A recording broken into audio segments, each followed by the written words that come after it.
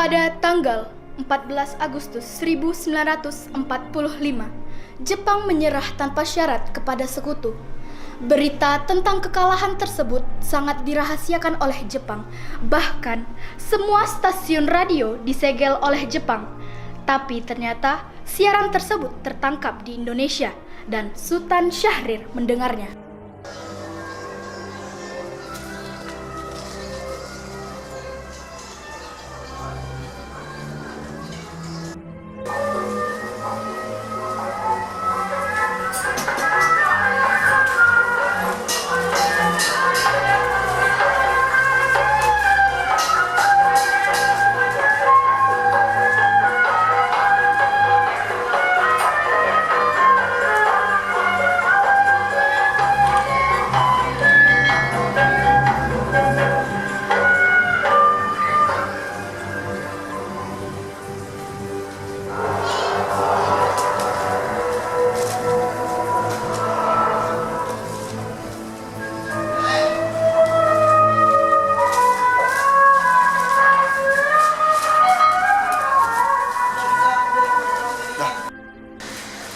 Assalamualaikum.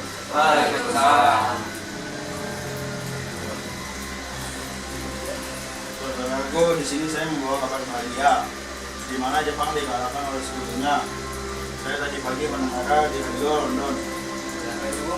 Ya benar. Oleh karena itu, kekuasaan kosong di Indonesia. Apa maksud kekosongan itu? Jepang telah dikalahkan oleh sekutunya dan sekutu tidak sepenuhnya menguasai negara Indonesia. Oh, jadi sekarang kesempatan kita untuk merdeka. Benar, kita harus meminta Bung Hatta dan Bung Karno untuk memproklamasikan kemerdekaan Indonesia. Jepang sudah tidak berulang lagi di negara kita. Kita harus memanfaatkan momen ini. Tapi jangan sampai proklamasi dilakukan oleh PKI. Kenapa begitu? Karena PKI menyukai Jepang. Kita tidak ingin kemerdekaan kita dianggap dari Jepang. Setuju! Keesokan harinya, pada tanggal 15 Agustus 1945, Hairul Saleh, Sultan Syahrir, Wikana, dan Darwis tiba di kediaman Soekarno di Jalan Pegangsaan Timur nomor 56 Jakarta dengan maksud menyampaikan hasil-hasil keputusan rapat. Ada apa saudara-saudara datang kemari? Bung, kami mendengar berita bahwa Jepang dikalahkan sekutunya dari radio London. Oleh karena itu, Karno dan Bung Hatta segera memproklamasikan kemerdekaan Indonesia. Jika tidak bisa terburu-buru, kita harus membahasnya melalui rapat PPK. Tidak, Bung. PKI itu bukan Jepang. Kemerdekaan Indonesia harus berasal dari perjuangan rakyat Indonesia sendiri, bukan pemberdayaan bangsa lain. Tapi Itu harus menunjukkan keselamatan rakyat. Sudah terlalu berbeda, Bu. Kami ingin bebas dari penjajahan. Inilah saatnya kita menunggu bangsa Indonesia. Baiklah, beri saya waktu untuk kembali. Di tengah ruangan kedua. Karena masing-masing mempertahankan pendapatnya, keempat orang golongan muda tersebut berpamitan kepada Bung Karno. Mereka bergegas meninggalkan kediaman Bung Karno dengan wajah kesal. Kemudian, Soekarno meminta para golongan tua untuk datang ke kediamannya dan membicarakan permasalahan tersebut. Para pemuda menuntut agar kemerdekaan segera diproklamasikan. Kita tidak boleh gegabah, semuanya harus persiapkan dengan matang. Benar, kita harus membiarkan Jepang dan sekutu. Kalau tidak dipersiapkan dengan baik, semuanya bisa berantakan. Lagi pula, sidang PPKI akan dilaksanakan tanggal 18 Agustus. Baiklah, kita sepakati itu dulu. Meski berat hati dengan keputusan Soekarno, para pemuda yang telah meninggalkan kediaman Soekarno tetap tidak putus asa. Mereka pun menyusun strategi bagaimana membujuk Soekarno dan Muhammad Hatta untuk memproklamasikan kemerdekaan sesegera mungkin. Akhirnya, mereka memutuskan untuk mengasingkan kedua tokoh tersebut ke Rengas Dengklok agar terhindar dari pengaruh Jepang di Jakarta.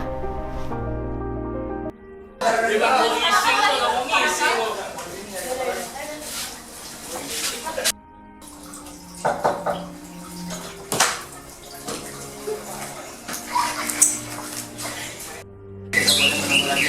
Baiklah, kita akan mempersiapkannya. Kesempatan sudah menentukan. Rakyat sudah terlalu lama meminta. Kami siap mempertahankan kemerdekaan. Kami rawat Jepang dan Indonesia. Apakah kalian siap menghadapi segala risikonya? Kami siap, Bung. Kalau pokoknya di dalam sudah mengikuti strategi pertahanan, Bung. Baiklah, kita akan memproklamasikan kemerdekaan tanpa campur tangan Jepang.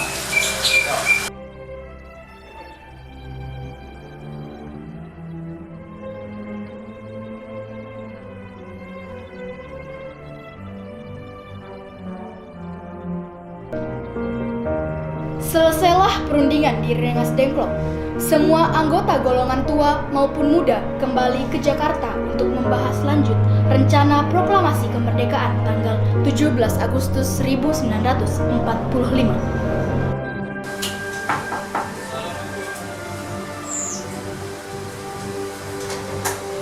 Waalaikumsalam. Selamat sore, ada yang bisa saya bantu? Kami membutuhkan tempat untuk menyusun teks proklamasi. Silakan gunakan rumah ini. Jika teks proklamasi ditandatangani oleh semua yang hadir hari ini. Tidak, cukup Bung Karno dan Bung Hatta atas kemerdekaan bangsa Indonesia. Saya setuju. Baiklah, saya akan menulis teksnya. Tulis mesin ketika Bu. Ya, sudah remotinya.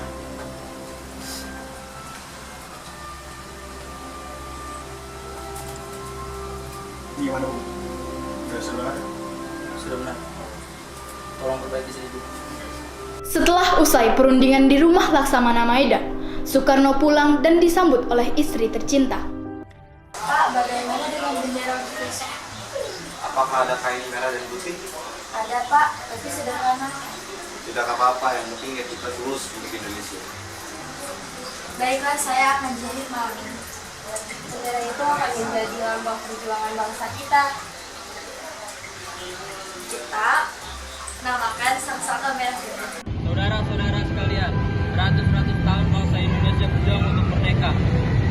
Ini saatnya bangsa Indonesia memperjuangkan nasibnya sendiri. Dengarkanlah proklamasi kemerdekaan ini.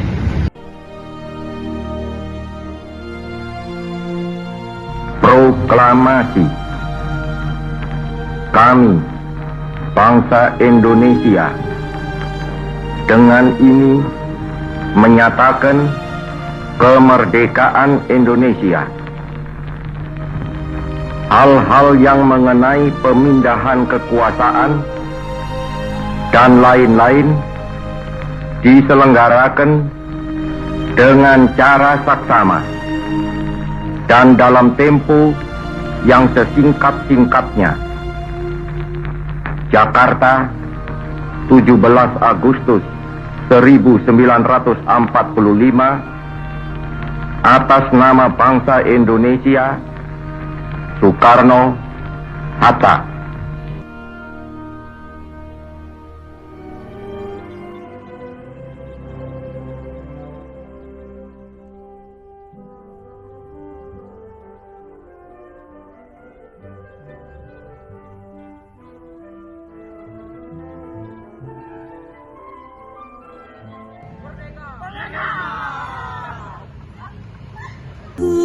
Peristiwa proklamasi tak berlangsung lama. Namun, peristiwa itu telah mengubah segala sendi kehidupan bangsa Indonesia. Peristiwa proklamasi kemerdekaan telah menjadi momentum puncak perjuangan bangsa Indonesia. Lika-liku permasalahan berujung pada akhir yang manis. Perbedaan pendapat menyatu menjadi suatu kekuatan yang padu. Bangsa yang satu, Indonesiaku.